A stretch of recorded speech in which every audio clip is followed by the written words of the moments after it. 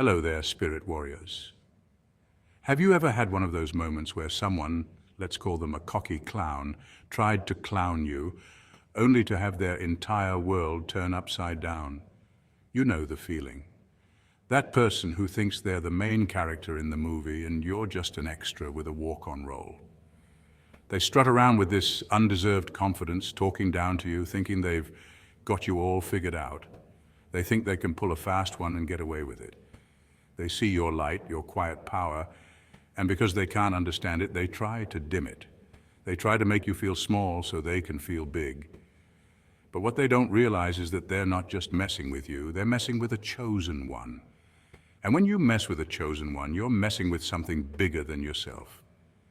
Sarah was a quiet, introverted soul who had been on her spiritual journey for years. She had faced her share of battles, fought her inner demons, and was just trying to live a peaceful, purpose-driven life. Then came Mark. Mark was the epitome of a cocky clown. He was loud, boastful, and always felt the need to one-up everyone. He saw Sarah's gentle nature as a weakness and decided to make her a target. In front of a whole group of people, he started making snide remarks about her life choices, her faith, and her spiritual path. He painted her as naive and out of touch, all while puffing out his chest and getting a few cheap laughs from his cronies. Now, most people would have either caved under the pressure or lashed out in anger. But Sarah is a chosen one. She didn't respond with venom or a tirade. Instead, she just looked at him with this calm, knowing smile. She waited for a pause in his rant, and in the most serene voice, she simply said, "You know, the funny thing about trying to make someone else's light go out is that it only reveals how much you're afraid of your own darkness." The entire room went silent. Mark's cocky smile vanished. The very people who were laughing with him started looking at him with a different kind of gaze. Sarah's simple, powerful statement wasn't an insult. It was a truth bomb delivered with grace and poise. It wasn't about winning an argument. It was about exposing the energy behind the attack. In that moment, the cocky clown was not just humbled, he was utterly embarrassed. He choked on his own ego, and a whole gang of people got a front row seat to his downfall. That, my friends, is the power of a chosen one. The spiritual journey isn't just about meditation and inner peace. It's also about a divine toughness that kicks in when you're being tested. It's a reminder that you're not fighting with your own strength, but with a divine power that guides your words and actions. In moments like these, you become a vessel for a higher truth. This isn't about being vindictive. It's about a cosmic alignment that happens when someone tries to dim the light God has placed within you. It's a divine clapback. It's a moment of spiritual justice that makes everyone stop and take notice. Your spiritual awakening has given you an inner strength that is so powerful, so radiant, that it can't be contained. So, when a cocky clown comes at you, they're not just picking a fight with a person, they're picking a fight with the universe itself.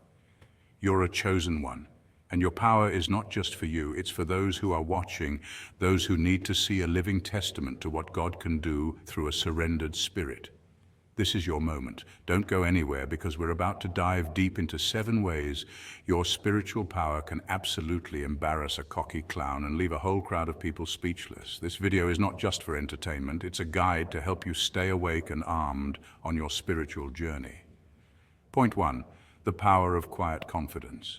Have you ever noticed how some people act like life is a stage and they're the main character in a comedy you didn't audition for? The cocky clowns, the loudmouths, and the ones always trying to get a rise out of you with their passive-aggressive jabs, forced laughter, and ego-fueled one-liners. They thrive on drama like it's oxygen. But here's where you, spirit warrior, flip the script. Because you don't react, you respond. You don't entertain, you elevate. That's what separates you from the circus. You don't show up to the battle they've rehearsed for. Instead, you arrive in a different frequency, calm, grounded, and completely unfazed. The world teaches us early on that loudness equals power, that whoever shouts the most wins. But real strength isn't in volume, it's in vibration. And when you walk in the vibration of a spirit warrior, your energy doesn't beg to be noticed. It just is. The clowns can't handle that. You don't match their chaos, you dissolve it. You don't spar with shadows, you outgrow them. It's like trying to punch fog. The more they swing, the more exhausted they get, while you stand there unmoved and untouched. Because you've mastered the ancient truth, reaction is slavery. but response is sovereignty. What's wild is, neuroscientifically speaking, we're wired to react. The amygdala, that little almond-shaped part of your brain, is your personal alarm system. When triggered, it yells, "Danger!" and boom, fight or flight mode. But here's where spiritual maturity comes in. The spirit warrior trains themselves to pause, to breathe, to transcend. You stop letting your nervous system be hijacked by people who aren't even living in their higher self. That's why your stillness rattles them. Because when you don't react, they lose control. Cocky clowns aren't confident, they're insecure in a fancy outfit. They need your energy like parasites need a host. They're testing you, probing your spiritual defenses. And when you give them nothing but that holy silence and steel-eyed peace, it short-circuits their performance. You're no longer a character in their play. You've become the observer. And that, my friend, is power in its purest form. They'll start to stumble, make more noise, and even get nastier. Because without your reaction, they lose the script. And you've already left the theater. While they're busy clowning around for applause, you're building kingdoms in the unseen. Your peace is not just a personal virtue, it's your armor. Your energy is not available for games, distractions, or emotional hijackings. Remember, spirit warrior, you don't need to prove your strength to anyone who's still performing for validation. You were never here for the crowd. You were sent for the mission. And the deeper you walk in purpose, the more invisible you become to nonsense. That's your secret weapon, not silence from fear, but silence from fullness. So let them clown, let them poke, let them laugh too loudly and smirk too often. You just keep walking. Let your steps be quiet, but your impact be thunderous. Because nothing confuses the enemy like a chosen one who refuses to be baited. They wanted drama, you gave them dignity, and now they don't know what to do with themselves. Point 2, the divine truth bomb. Sometimes, spirit warrior, the greatest sword you can wield is not a weapon or a well-prepared argument. It's the raw, radiant blade of truth. Not a grand philosophical monologue, not a savage clapback crafted in the shadows, just a sentence. A single piercing sentence that slices through layers of ego, illusion, and manipulation like a hot blade through butter. You see, in a world obsessed with pretending, authenticity is terrifying. And when you speak from that place of spiritual clarity, you don't just say something true, you become truth. And that shakes the ground beneath people who've built castles out of lies. Let me tell you a story. Sarah, a quiet, grounded woman, was never one for drama. But one day at work, a colleague with a reputation for bullying tried to undermine her in front of the entire team. The room got tense. People looked away. The air grew thick with fake smiles and carefully hidden smirks. But instead of arguing or defending herself, Sarah simply said, "It's okay that you're threatened by someone who doesn't need to play games to be respected." Boom! You could hear the spiritual mic drop echo across dimensions. She didn't yell, she didn't cry, she didn't cower, and she didn't try to win anyone's approval, because she wasn't trying to hurt, she was revealing. And when the truth shows up like that, it does something almost magical. It rearranges the energy in the room. People's masks start to crack. The noise dies down. Even the loudest voices go quiet, not because they agree, but because deep down they've been exposed. It's spiritual X-ray vision, and no ego survives under that light. What Sarah tapped into is something all spirit warriors must understand. Truth is sacred. It's not a weapon of war, it's a mirror. And most people aren't angry at you. They're angry at their reflection in your presence. They've spent years avoiding themselves, covering their shame with gossip, status, or fake confidence. But when someone walks in unshaken, unbothered, unapologetic, just whole, they get uncomfortable. Because now the game is up. You're not trying to beat them. You're just not playing their game. And that ruins the illusion. This is why gossip increases around spiritually grounded people. When you don't flinch, when you don't participate in the emotional circus, when your spirit stays still in the middle of chaos, people don't know what to do with that. And instead of asking how you got so calm, they try to pull you back into the noise. It's not personal, it's projection. You become the mirror they've been avoiding, and some people would rather break the mirror than face their reflection. But spirit warrior, your job isn't to shrink so others feel tall. Your job is to stand still, centered and sovereign. Because even when your truth is delivered with grace, it still carries the weight of divine authority. And no mask can survive it. That's what makes it so powerful. The mic drop isn't in the volume, it's in the vibration. It's in how aligned the words are with your soul. That's what people feel in their bones. That's what makes their jaw drop. That's what makes even the loudest clown go silent, because deep down even they know it's true. So speak it gently, firmly, without apology.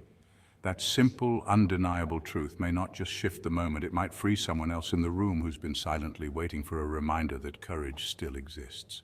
And just like that, you don't just become a speaker of truth, you become a channel for divine clarity. You become the mirror that doesn't break. You become the silence that ends the noise. You become the spirit warrior. Point 3, grace under fire. This one really hits different spirit warriors because it speaks to a sacred power few understand and even fewer dare to walk in. In a world addicted to noise, where attention is currency and outrage is a form of performance art, you carry something ancient, something holy, something unshakably divine. While the masses are applauding the loudest mouths and the sharpest insults, you've chosen a different path. One that doesn't need volume to command a room, one that doesn't need validation to feel seen. You're not seeking to conquer others, you're mastering yourself. And that is a form of power that confuses, threatens, and ultimately reveals the emptiness in those who oppose it. See, when people throw shade your way, they're hoping to provoke you, to drag you into the mud so they can claim victory in a battle you never signed up for. But instead of biting back or clapping back, you walk in what Scripture calls the peace that surpasses all understanding. That's not just a poetic line, it's a psychological and spiritual truth. Clinical psychology has observed that calm responses in the face of aggression disrupt the expected emotional script. This is called cognitive dissonance, a state where someone's actions don't produce the anticipated reaction, and it rattles them. When they yell and you don't flinch, when they insult and you bless, when they accuse and you smile, they're left with the echo of their own chaos. And that silence is deafening. You're not passive, you're powerful in a different dimension. The Bible tells us that even Jesus, when accused and mocked, often said nothing. That wasn't weakness, it was wisdom. That wasn't fear, it was focus. He understood that not every accusation deserves a response, and not every battle is worth fighting. Some are meant to be transcended. That's what you're doing. You're rising above the fight without losing the war. You're walking in the ancient footsteps of prophets, judges, and kings, men and women who moved with a quiet fire that could not be quenched. Think of David, who had the chance to kill Saul but chose mercy. Or Daniel, who stood firm in faith without protest. Their power wasn't in their noise, it was in their presence. And your presence, spirit warrior, is disrupting systems. You're not responding to negativity because your energy is sacred. You're not arguing in circles because your time is divine. You're not begging to be seen because your existence is already a spotlight. Your silence is a sermon. Your peace is a protest. Your grace is a weapon forged in the fires of spiritual discipline. You've become a mirror, one they didn't ask for but can't avoid. And the reflection it shows?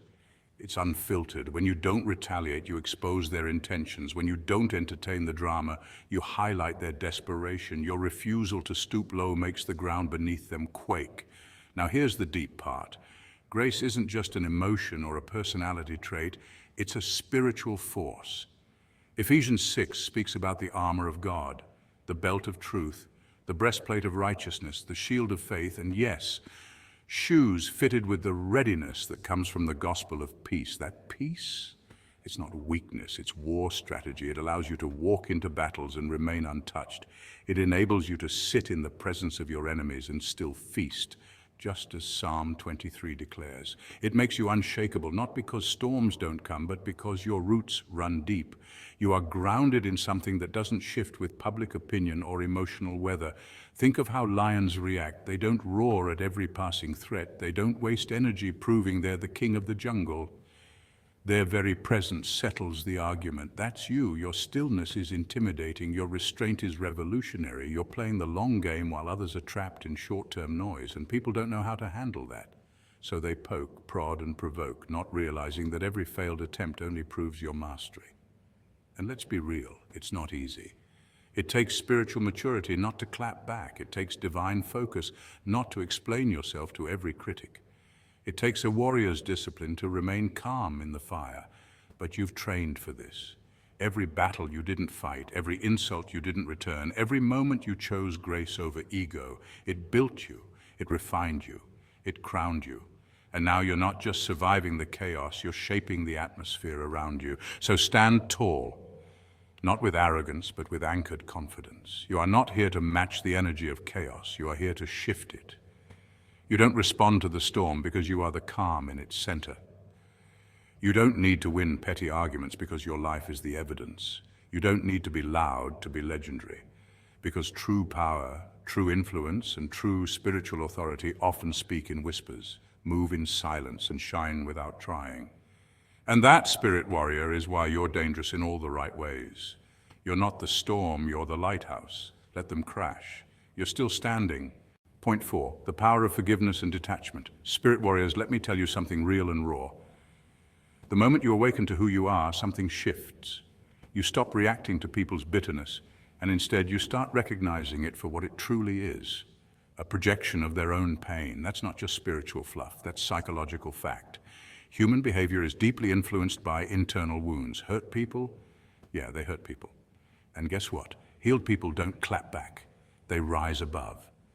As a spirit warrior, you've learned the sacred art of not absorbing what isn't yours. That snide remark, that passive-aggressive post, that attempt to bait you into drama.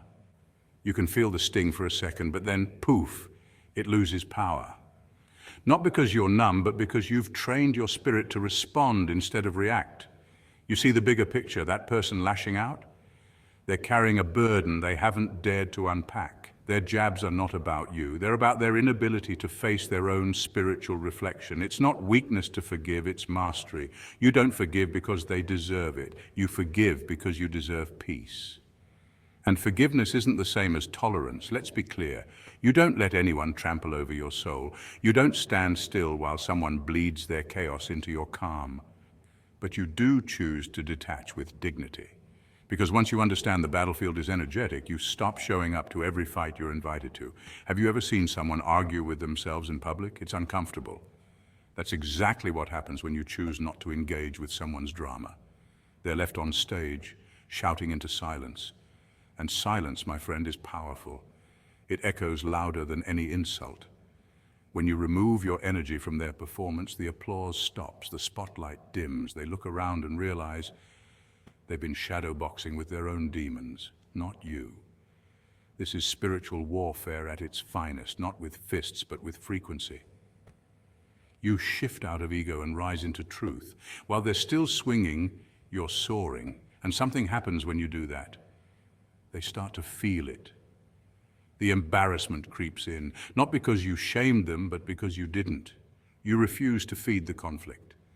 And in doing so, you held up a mirror that made them see themselves clearly for the first time. Psychologists call it displacement, redirecting negative emotions onto a safer target. And spirit warriors, you're often the target because your peace is threatening, your strength triggers their weakness, your authenticity makes their masks itch. But here's where it gets deep. You don't just hold space for their chaos. You send a silent prayer, a soul whisper. You ask the universe, heal them, even if I must love them from afar. That's divine maturity, that's spiritual power. Because your path is not about proving your light, it's about protecting it. Your energy is sacred. And some people, they're not ready to stand in the sun. They'll curse the daylight because it exposes what they tried to keep hidden. But you keep shining anyway, unbothered, untouched, unmoved. So spirit warrior, the next time someone tries to provoke you, remember this. You don't have to show up to every fire. They'll burn themselves out trying to ignite you. You're not here to perform, to prove, or to participate in petty spiritual skirmishes. You are here to lead, to love, and to transcend. And when you walk away with grace, that's the loudest roar your spirit will ever make. Point 5, divine timing. Have you ever watched someone climb the social ladder with arrogance, mocking and sabotaging others along the way, only to fall flat on their face just as they turned their sights on you? That moment isn't a coincidence. It's a divine orchestration. That's not just karma serving a quick dish of consequences. It's divine timing working behind the scenes with surgical precision. You, spirit warrior, are not walking through this life unprotected. Whether you know it or not, you're cloaked in something far greater than luck or coincidence. You move with divine coverage, a kind of spiritual insurance policy that doesn't require flashy announcements or angelic trumpets. It whispers through timing, shields through unseen interventions, and speaks in the language of poetic justice. People often misunderstand what this force really is. It's not about casting spells or calling down wrath. It's about spiritual alignment. When your energy is rooted in authenticity, humility, and purpose, the universe begins to move in ways that seem almost magical to the untrained eye. Your very presence becomes a mirror, and people's true intentions reflect back at them whether they like it or not. That's why those driven by ego feel so agitated around you. You're calm, and they're chaos. You're centered, and they're spinning. Your stillness forces them to confront their own instability, and rather than dealing with their own shadows, they aim their bitterness at you, hoping to rattle your peace. But here's where it gets interesting. Spiritual wisdom from all corners of the world supports this phenomenon. In Christianity, Romans 12:19 reminds us, "Vengeance is mine, I will repay," says the Lord. In Buddhism, the law of karma teaches that our actions create future consequences, shaping our next experience. In African and indigenous traditions, it is believed that our ancestors walk with us, protecting and guiding us from the other side. These ancient truths share one common thread. The universe, or whatever name you give to the divine, is not blind. It sees energy. It measures intent. It remembers actions. So when someone goes out of their way to sabotage you, belittle you, or wage war against your spirit, they aren't just hurting you, they're drawing judgment on themselves. They're building a debt that the spiritual realm will absolutely collect on. What makes this all the more powerful is your response, or rather your non-response. The spirit warrior doesn't retaliate because they don't need to. When someone throws dirt at you, your elevation is the best response. Your silence becomes sacred. Your restraint becomes thunder. Because while they're busy throwing stones, the universe is already crafting the lesson they didn't know they signed up for. It might show up as public embarrassment, a failed plan, sudden isolation, or a quiet but devastating realization that humbles them deeply. Whatever form it takes, it always lands with perfect timing, just enough for you to witness it but not be consumed by it. This isn't about wishing bad on others. That's not the spirit warrior's way. It's about understanding spiritual physics.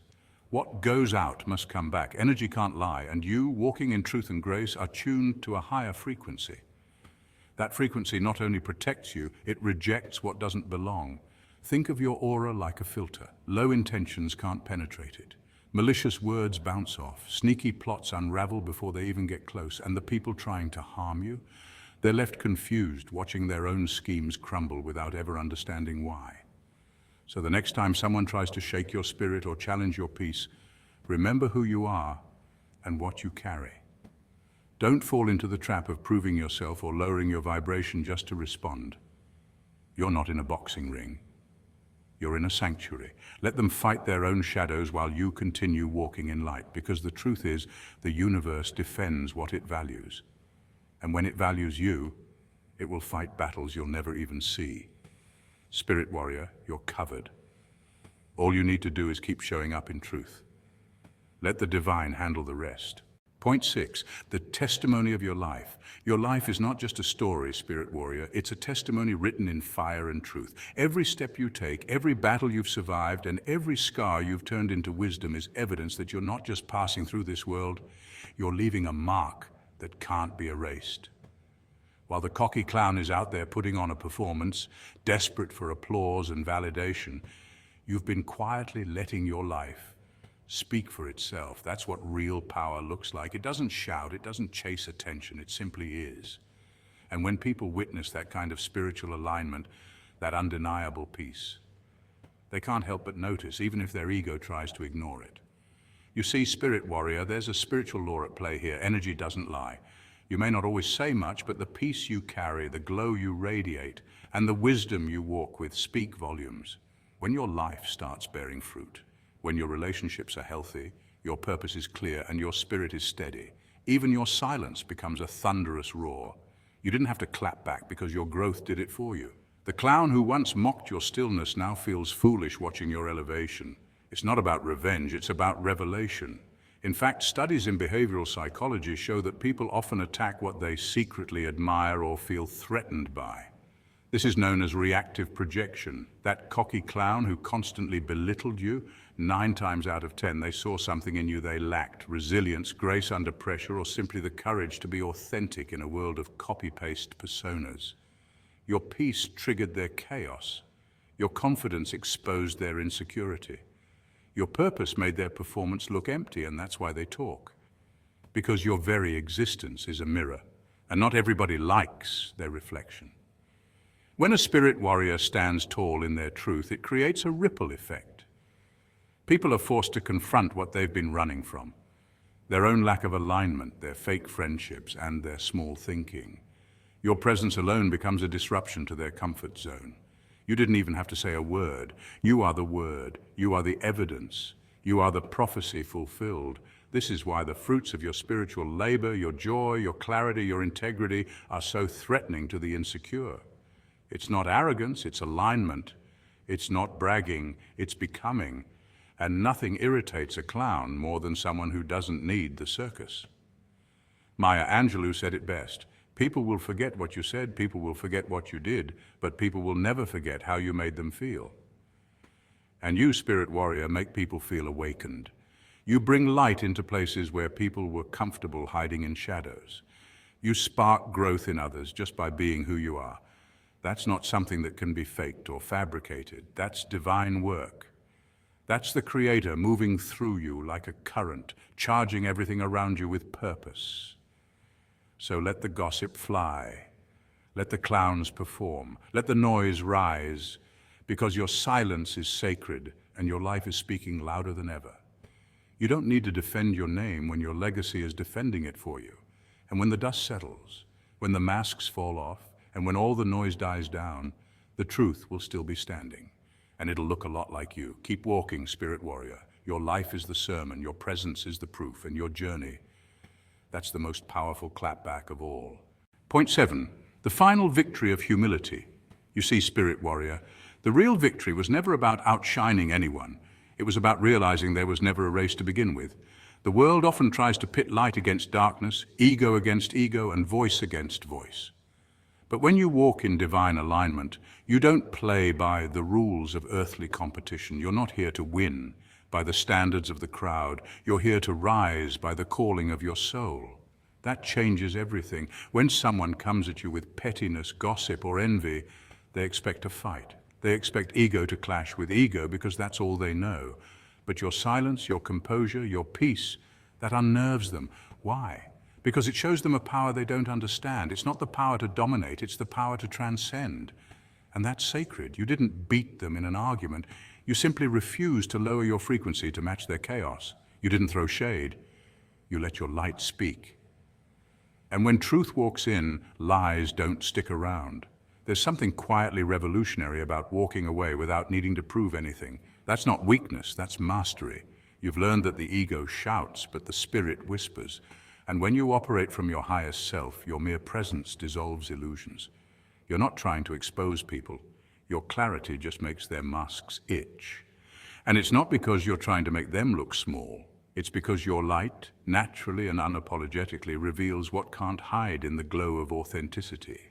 Spiritual texts across cultures say the same thing in different ways. The meek shall inherit the earth. Blessed are the peacemakers. And those who exalt themselves will be humbled. These aren't weak philosophies, they're divine strategies. In a world obsessed with being right, chosen, loud, or first, you choose stillness. That's why you remain unshaken. That's why your presence lingers long after the chaos ends. So next time they try to pull you into their drama, remember this. You're not here to participate in petty battles, you're here to carry the sword of truth. And sometimes the most legendary warrior doesn't strike. They simply walk away, leaving behind a silence so powerful it echoes. So chosen ones, the next time a cocky clown tries to bring you down, remember these 7 points. Remember that you are not just a person. You are a spiritual warrior, a vessel for a higher power. Your journey is not just for you, but for all those who are watching, all those who need to see the power of a life lived in alignment with the divine. Your peace is your weapon, your grace is your shield, and your truth is your ultimate defense. Stand tall, stay awake, and let your light shine. You've got this. If this video resonated with you, hit that like button, subscribe for more spiritual insights, and let me know in the comments which point you found most powerful. I can't wait to hear your stories.